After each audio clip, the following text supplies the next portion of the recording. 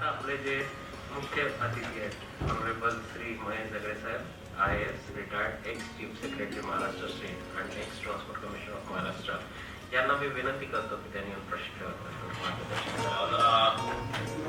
सर्वप्रथम मला इथे येण्याची जी संधी मिळाली ते या रोड सेफ्टी व्हॅल्युएबल इनपुटच्या या कार्यक्रमासाठी फोन करून डॉक्टर कॅप्टन राजेंद्र पाटीलजी, संचालक CIRT यांना मी धन्यवाद देईल की त्यांनी मला हे केलं की इथे राजू खटोळ यांनी एक त्यांच्या असं सर्टिफिकेट वितरणाचा कार्यक्रम आहे आणि त्यासाठी मला आनंद वाटला की आता खरं म्हणजे की माझं आज आणखी एके ठिकाणी लेक्चर होतं, मी थोडंसं पोस्टपोन केलं ते 4:30 मिनिटं. पण मला तुमच्याशी डॉक्टर राजेंद्र पाटील आमचं फार जुनं हे आहे की माझे जुने सहकारी आहेत आणि अतिशय इफेक्टिव्ह ऑफिसर आहेत आणि मला माहित नव्हतं की 5 वर्ष त्यांनी इथे काढले म्हणजे निश्चितच काही ट्रान्सफॉर्मेशन झालेलं असणार आहे आणि आय एक्सपेक्टेड फ्रॉम हिम, कारण तसं त्यांची हे आहे ती डेप्थ आहे, काम करण्याची ती डेप्थ आहे. So CIRT and government of India must have been really fortunate to have him for last 5 years. फार चांगली गोष्ट आहे. राजू खटोळजी तुमचे महाराष्ट्राचे मोटर वाहन मोटर ड्रायव्हिंग स्कूलचे चेअरमन, त्यांचा माझा फार जुना परिचय आहे. संजय राठोडजी, sorry not Sanjay Rathod, sorry Sanjay ससाणेजी, कारण ते संजय राठोड सध्या पेपरमध्ये फारच वाटत. काकडेजी, जोलेजी आणि आपण सर्वच या संचालक जे आहेत मोटर वाहनचे, आपल्या सर्वांना मी धन्यवाद देतो की मला इथे आज आपल्या समोर बरोबर काही क्षण घालवायला पुन्हा एकदा संधी दिलेली आहे. मला वाटतं की आपलं पॅन्डेमिक फर्स्ट लॉकडाऊन नंतर आपण एकदा भेटलो होतो कार्यक्रमामध्ये आणि त्यावेळेस थोडा असा संवाद झालेलाच होता. मला आनंदाची गोष्ट ही वाटते की CIRT ने आणि संजय आणि राजू आणि आपण सगळ्यांनीच मिळून की आपलं अपग्रेडेशन करण्याच्या दृष्टीने एक निर्णय घेतलेला आहे, तो अतिशय चांगला आहे. कारण कसं होतं, एकदा मोटर ड्रायव्हिंग स्कूल सुरू केलं की आम्हाला सगळंच येतं आणि त्या सगळं येतं याच्यामुळे मग ते ह्या याच्यामध्ये जसं आम्ही पण असं असतो की एकदा प्रशासनामध्ये आलं की आम्हाला सगळंच येतं, पण तसं नसतं. ते सर्व काही येत नसतं. आपलं अपग्रेडेशन हे कायमस्वरूपी झालं पाहिजे आणि त्या दृष्टीने मग आपल्या सर्वांना मी धन्यवाद देईल आपण ज्यांनी याच्यामध्ये सहभाग घेतला की अशा पद्धतीचं कन्सेप्च्युलायझेशन केलं ट्रेनिंगच्या बाबतीमध्ये आणि एक क्वालिटी इम्प्रुव्हमेंट मोटर ड्रायव्हिंग स्कूलमध्ये होणार आहे. त्यामध्ये मी आपल्या सर्वांना धन्यवाद देईल आणि विशेषतः ही एक प्रीमियर इन्स्टिट्यूट आहे CIRT. मी ज्यावेळेस ट्रान्सपोर्ट कमिशनर होतो त्यावेळेस मी बऱ्याच वेळेस इथे येऊन जायचो, कारण एक नॉलेज बेस आहे, या देशासाठी एक नॉलेज बेस आहे आणि इथून मग बऱ्यापैकी पॉलिसीज क्रिएट होण्याची पोटेन्शियल आहे. पण अनफॉर्च्युनेटली समटाइम्स त्याचा तेवढा वापर पण करून घेतला जात नाही. म्हणजे प्रशासनामध्ये वरच्या लेवलला की इतका चांगला नॉलेज बेस तेवढा वापर करून घेतला नाही, हे दुर्दैव आहे. पण तुम्ही करता आहात ते खरं म्हणजे की एक फ्युचरच्या दृष्टीने जे अपग्रेडेशन व्हायला पाहिजे सेक्टरचं त्या अपग्रेडेशनमध्ये आपला सर्वांचा हातभार आहे. मी आपल्या सर्वांना खरं म्हणजे त्यासाठी आपलं अभिनंदन करेन की आपण हे काम करता. मी काही जास्त बोलणार नाही, कारण मी यापूर्वीच आपल्याशी संवाद साधला होता मागच्या कार्यक्रमामध्ये आणि मी तेच परत रिपीट करणार आहे. तर 2-3 गोष्टी मी सांगणार आहे की आपण जे हे करता एका विशिष्ट परिस्थितीमध्ये आता आपलं हे वातावरण आहे. ही 4थी औद्योगिक क्रांती सुरू झालेली आहे. फार प्रचंड बदल घडत आहे आणि हे बदल इतके घडत आहेत की उद्या काय होईल हे खरं म्हणजे की याच्यामध्ये कोणालाही लक्षात येणार नाही असे बदल घडत आहेत. ह्या बदलाला एक समजा आपण 2010 किंवा 2005 किंवा 1990च्या दरम्यान जर मी असं बोललो तर काही लोक हसले असते, पण सध्याची परिस्थिती अशी आहे की हे बदल आणि हे बदल पॅन्डेमिकमुळे कोविडमुळे ते आणखी ऍक्सेलरेट केलेले आहे. ऍक्सेलरेशन तुम्हाला माहिती आहे, ऍक्सेलरेटर तुमच्या भाषेमध्ये आणखी ऍक्सेलरेट केलेलं आहे. त्यामुळे तुम्हाला हे बदलाकडे दुर्लक्ष करून चालणार नाही. त्याकडे मी नंतर येईलच, पण सध्या जे वातावरण आहे देशामध्ये की तुम्हाला वाटतं की आता नवीन हे सुरू करणार आहेत आणि जे स्ट्रिंजंट 2 एकर आणि या सगळ्या गोष्टी चालू आहेत हे खरं म्हणजे की मला न पटणार आहे. आमच्याकडे काय होतं की प्रशासनामध्ये आम्ही जसे वरवरती जातो तसे तसे जमिनीपासून फार दूर जातो, आम्ही फार स्पेशलाइज होत जातो आणि मग मी समजा सेक्रेटरी हेल्थ असेल, आरोग्य असेल, मी फक्त आरोग्यासाठी काय करायचं एवढंच बघतो, बाकी सगळं विसरून जातो. किंवा मग आता मी याच्यासाठी हे काय करायचं की आता काही ट्रेनिंग द्यायचं की त्यासाठी काय, बाकी सगळं विसरून जातो. खरं म्हणजे की प्रशासकीय अधिकाऱ्यांनी हे 360 डिग्रीज कायमस्वरूपी विचार केला गेला पाहिजे की नुसतंच असं टनेल विजन असं नसलं पाहिजे. पण दुर्दैवाने या देशातली ब्युरोक्रेसी ज्याचा मी भाग होतो, ब्युरोक्रेसीने हे सगळं हे दुर्दैव आहे की असा 360 डिग्रीचा विचार सोडून दिलेला आहे. मी पॉलिटिशियनना तसा दोष देणार नाही, कारण पॉलिटिशियनना बऱ्यापैकी तसा 360 डिग्रीज विचार असतो. आणि जर पॉलिटिशियन याच्यामध्ये नसते तर कदाचित आम्ही या देशाचं काय केलं असतं आम्हालाच माहिती नाही. त्या सगळ्या गोष्टी आता ड्रायव्हिंग स्कूलच्या बाबतीमध्ये जर बोलायचं झालं तर आता फक्त मी एक उदाहरण देईल, म्हणजे विषय खूप मोठा आहे की नुसतंच ड्रायव्हिंग स्कूल आणि त्याच्यामुळे चांगलं ट्रेनिंग मिळावं आणि म्हणून 2 एकर आणि म्हणून तुमचा सिम्युलेटर चांगली गोष्ट आहे, एवढं सगळं चांगलं आहे. पण याच्यासाठी हे करताना हे जे काही विखुरलेले जे काही तुमचे किती हजार आहेत मला माहिती नाही ड्रायव्हिंग स्कूलच्या देशामध्ये 17,000. मग 17,000 कुटुंब आहे, त्याच्यावरती 5 लोक जरी अवलंबून म्हटले तर तितके त्याच्यामध्ये त्याची हे आहे ही लोकसंख्या आहे. आणि हे जर मोठे जर कोणी त्याच्यामध्ये आले, कॉर्पोरेट जर आले तर 8-10 कॉर्पोरेट्स येतील, जास्त किती येणार, म्हणजे 8-10 कॉर्पोरेटच्याकडे हा सगळा प्रॉफिट जाणार आहे. त्यामुळे हे असं विखुरलेल्या स्वरूपातली जी इकॉनॉमी आहे, मी कुठलीही गोष्ट ज्यावेळेस विचार करतो त्यावेळेस ही जी लोकसंख्या आहे, ही जे पॉप्युलेशन आहे या देशातलं, त्या लोकांना सस्टेनन्स साठी काय ऍक्टिव्हिटी चालू राहील हे खरं याच्याकडे अगोदर बघितलं पाहिजे. आणि मग बाकीच्या ऍक्टिव्हिटीज कुठलीही पॉलिसी डिझाईन करणार की त्या पॉलिसीचा कोणावरती विपरीत ऑब्जेक्टिव्ह तर आपलं झालंच पाहिजे, पण त्या पॉलिसीचा कोणावरती विपरीत परिणाम होणार नाही हे बघणं गरजेचं असतं. मग आपण 17,000 लोक डिस्प्लेस करायचे आणि 8-10 लोकांना खरं म्हणजे हे करायचं, जसं की औषधाच्या बाबतीमध्ये ज्याला मी खूप कडाडून विरोध केला आणि फॉर्च्युनेटली अजून ते नियम लागू झालेला नाहीये, प्रचंड कडाडून विरोध केला. काय आहे का या देशामध्ये 8-10 लाख औषधाची दुकानं आहेत आणि त्याच्यावरती जवळजवळ 60-70 लाख लोक अवलंबून आहेत, कारण फार्मासिस्ट असतो, दुकानदार असतो आणि सगळे असतात.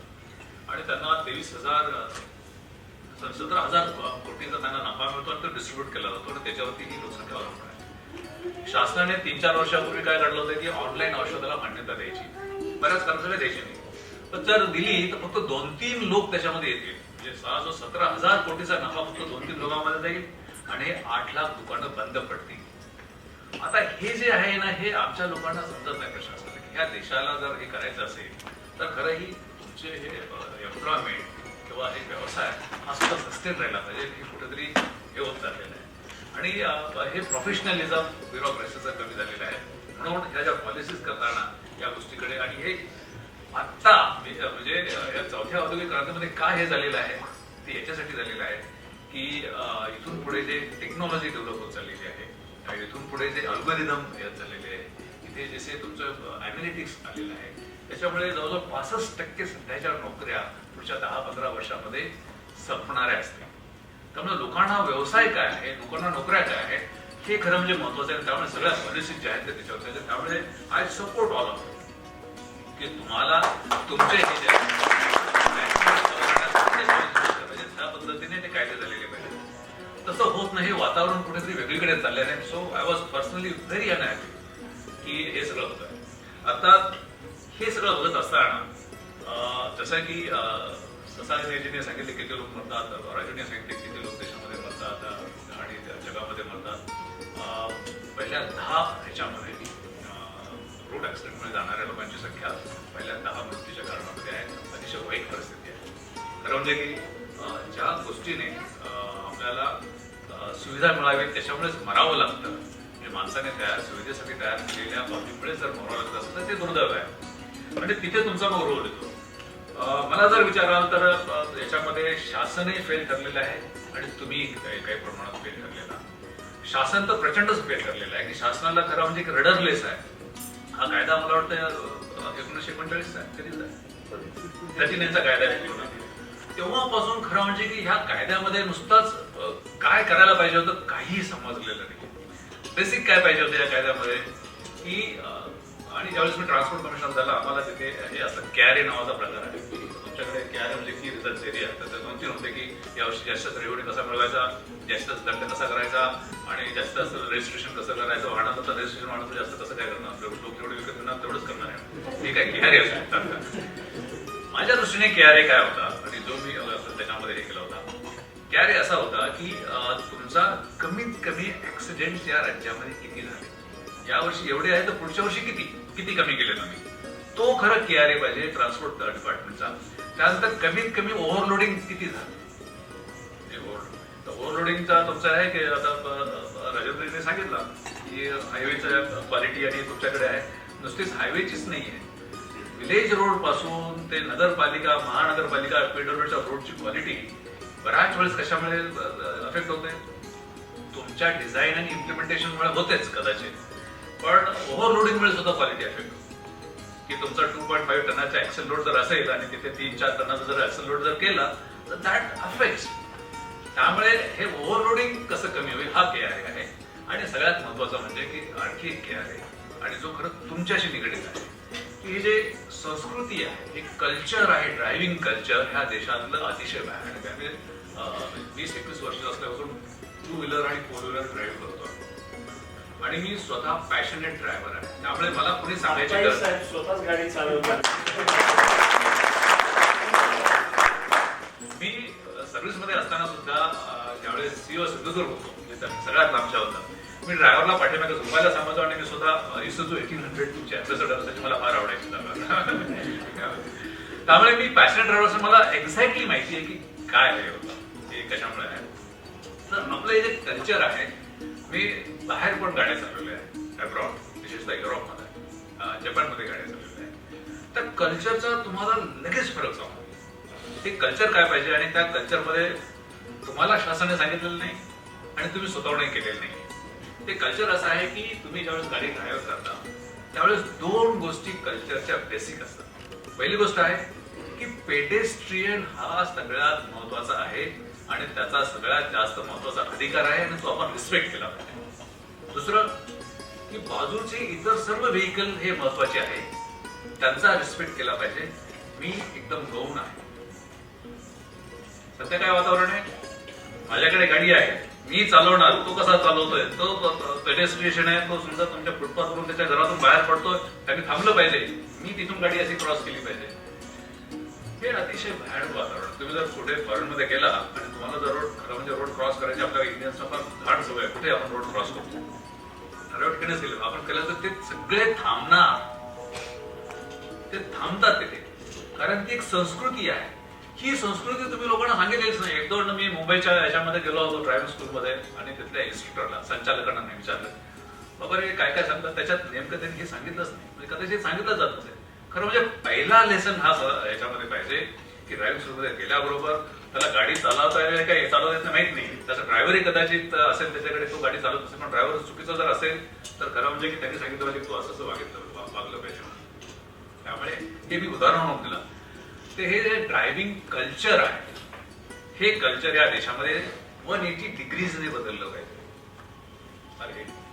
तर हा जो आहे, मला वाटतं की तुमच्या बिहेवियरच्यामध्ये आता तुम्ही सांगत असाल, पण ह्या सगळ्या गोष्टी आहेत. किंवा मग डिस्टन्स, पुढच्या गाडीपासून किती डिस्टन्स ठेवायचं, किंवा मग सिग्नलला गेल्यानंतर हॉर्न मारल्याशिवाय समोरच्याला काही समजतच नाही, कलरच दिसत नाही. आपल्याकडे अशी फार चांगली आहे सिस्टम की पाठीमागून हॉर्न मारल्याशिवाय समोरच्याला तो कलर बदललाय समजत नाही, अशी धारणा झालेली असते.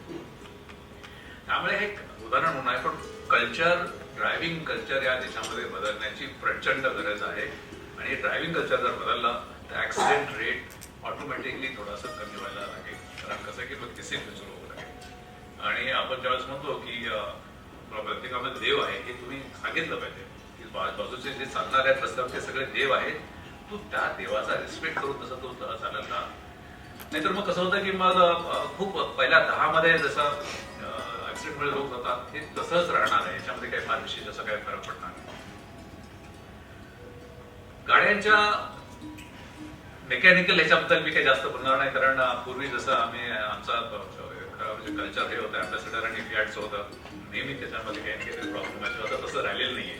आणि आता इथून पुढे ते आणखी बदललं जाणार आहे. आता तोही बदल तुम्ही लक्षात ठेवला पाहिजे. तुम्हाला जेवढे पैसे कमवायचे आहेत तेवढे कमावून घ्या. 8 दिवस तुमचं हे दुकान चालेल असं मला वाटत नाही.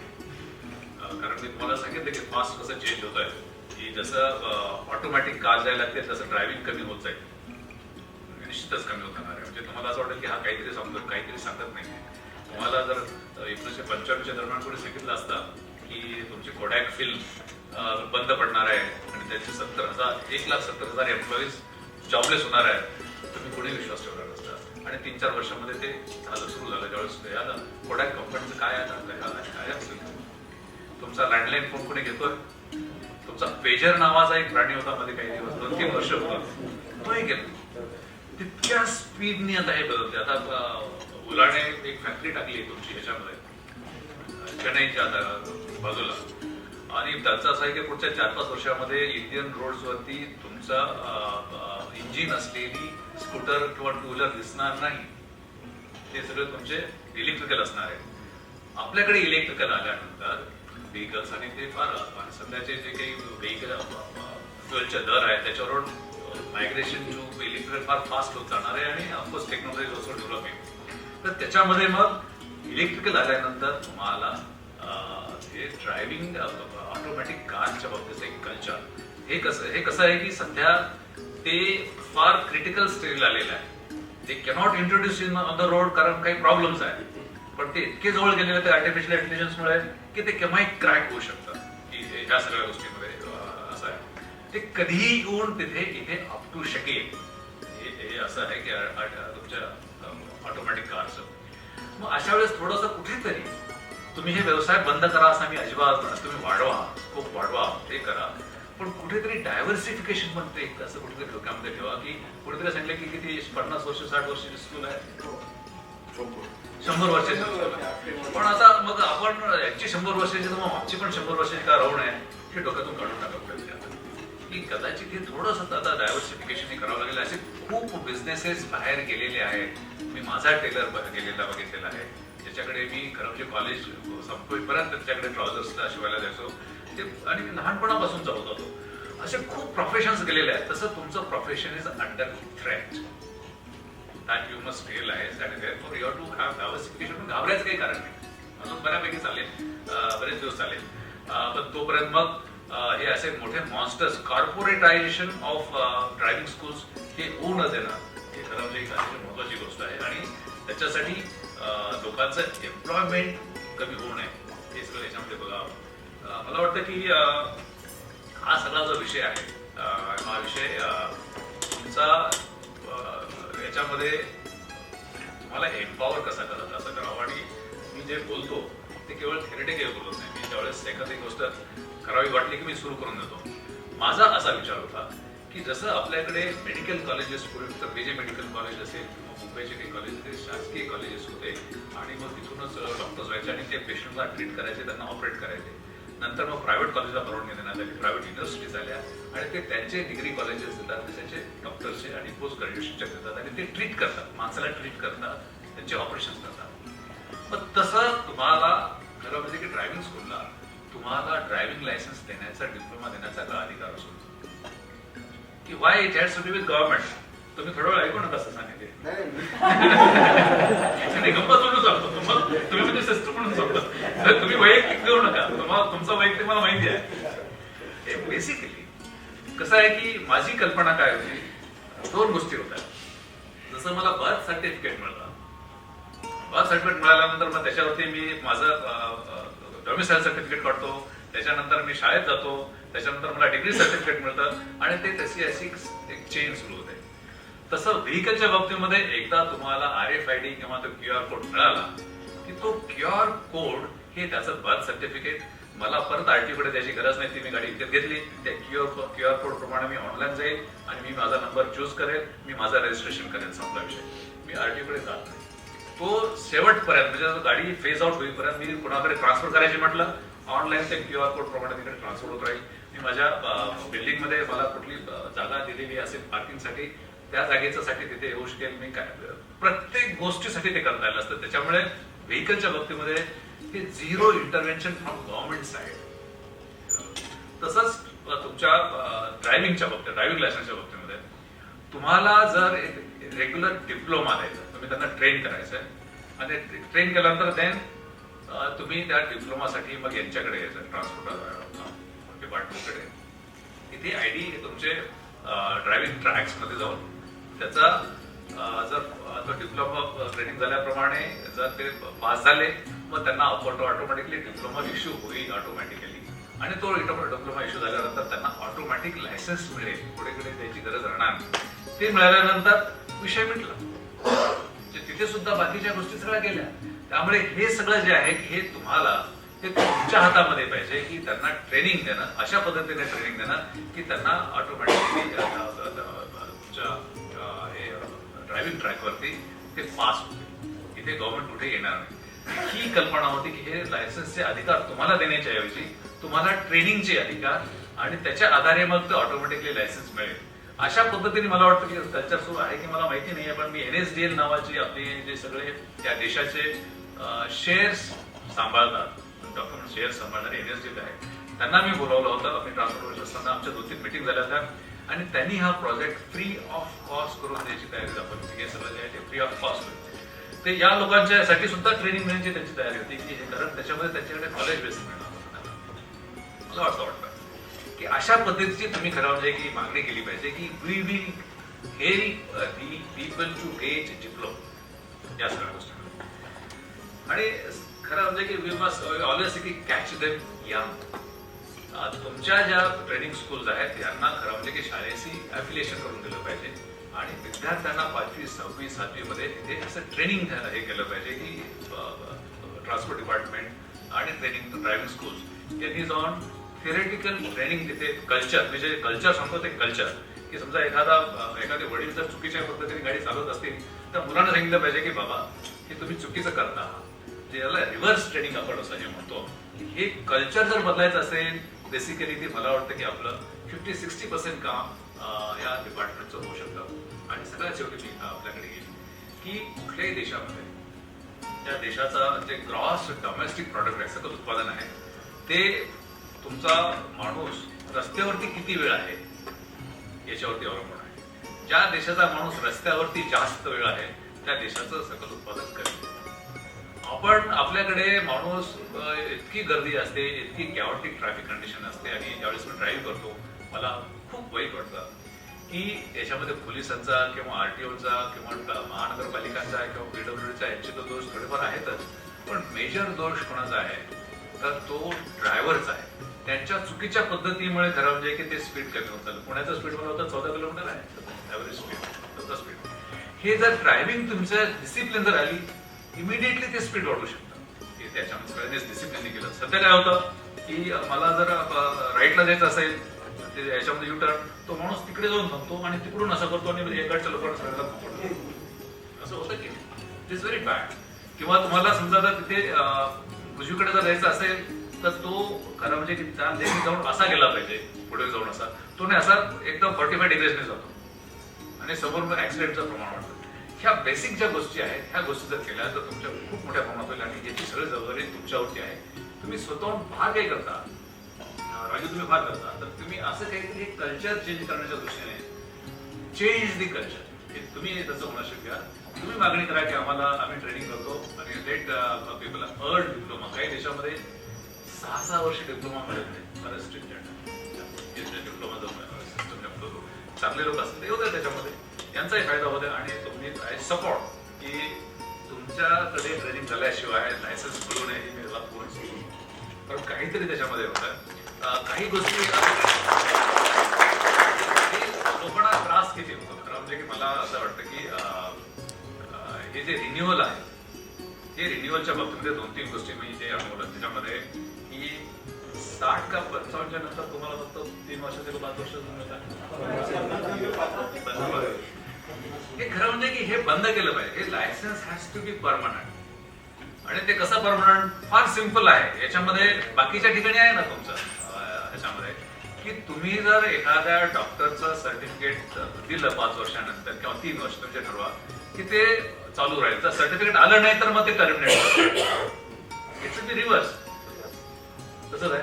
कसं ऑनलाईन अर्ज करायचा, अर्जच नाही करायचा माझा म्हणणं आहे की कसं आहे की मी तुम्हाला उदाहरण सांगतो की एखाद्या नवीन पदार्थाला, अन्न पदार्थाला मंजुरी द्यायची असेल तर आपल्याकडे तुम्ही एकदा अर्ज करून बघा. इतकी आहे की नवीन बिस्किट तयार करायचे तुम्हाला, ते वरतीपर्यंत जातं, सगळं मंजुरी होतं आणि मग तिथे पैशाची देवाणघेवाण होते आणि मग मंजुरी मिळते. अमेरिकेने तसं केलेलं नाही. अमेरिकेने काय केलेलं आहे की ह्या 17 गोष्टी त्याच्यामध्ये असता कामा नये. तुम्हाला काय करायचं ते करा, काही करायची कोणाची अप्रुव्हलची गरज नाही. इट्स ऍज सिम्पल ऍज दिस. तसं मी मरेपर्यंत माझ्याकडे लायसन्स आहे. फक्त मला जबाबदारी काय आहे की 2 वर्ष 3 वर्षांनी मी डॉक्टरचं सर्टिफिकेट देईल. सर्टिफिकेट जर आलं नाही तर ते ऑटोमॅटिकली तुम्हाला मेसेज येईल आरटीओ कडून की हे तुमचं लायसन्स टर्मिनेट झालेलं आहे. That's all. It should be of that kind. अशा सिस्टम जर तयार झाल्या आणि अशा सिस्टम आहेत आपल्याकडे. म्हणजे काय असतं की बऱ्याचशा गोष्टी आपल्याकडे इथे चाललेल्या असतात पण इथे माहित नसतं. अशा बऱ्याचशा गोष्टी आहेत त्या सगळ्या गोष्टी. तर हा आता त्याला कोण जबाबदार आहे? तर आमच्यासारखे वरती बसलेले जे जमिनीपासून खूप वर गेलेले असतात हे सगळं विसरतो आम्ही तिथे गेल्यावर. आणि आम्ही मग असे काही फंटॅस्टिक आयडियाज येतात त्याच्यावरून ते सगळं होतं. तर विषय मोठा आहे. पण I really appreciate doctor captain Rajendra सिन्हाजी, राजू, संजय ससानेजी, everyone for conceptualising this idea. And I believe की हे सगळं जे आहे याच्यामुळे राज्यातलं आणि देशातलं ड्रायव्हिंग कल्चर बद्दल एक संस्कृती